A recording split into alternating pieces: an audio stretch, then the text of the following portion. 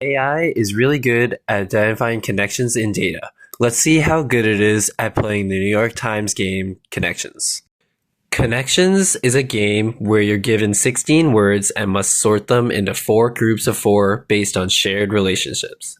These relationships can be simple, like animals or colors, or more abstract, like anagrams or pop culture references. In the game, you only get 4 wrong guesses before losing. It's up to you to guess the 4 categories and solve the puzzle. Our AI is powered by word embeddings, which are numerical representations of words based on their meanings and relationships in a large text dataset.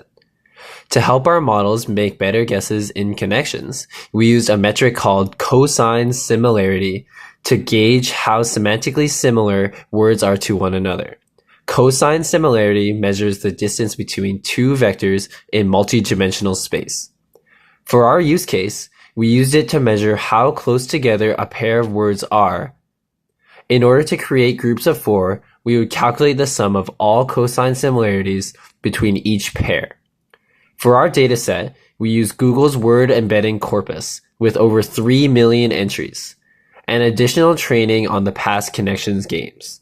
This includes 10 training epochs, plus techniques for handling missing and compound words, like averaging meanings of phrases and simplifying hyphenated words. Here you can see a quick run-through of using our model to play a game of connections. Right off the bat, it is able to find a connection. After that, it takes the model a couple tries to make the second connection. The final 2 categories, the model is able to find the connections and win the game.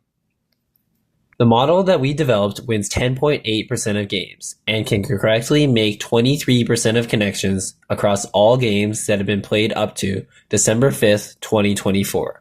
Overall, this project proved to be more challenging than we thought.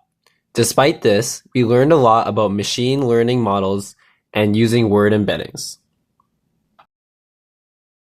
We deployed our project on a Jetson microcomputer to simulate the environment of a mobile phone.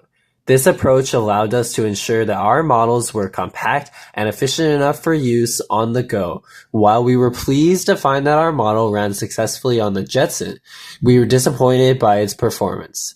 It took about a minute to make a prediction compared to just a few seconds on a more powerful computer. Moving forward, we would like to optimize the model to run faster on the Jetson. Overall, this project proved to be more challenging than we thought.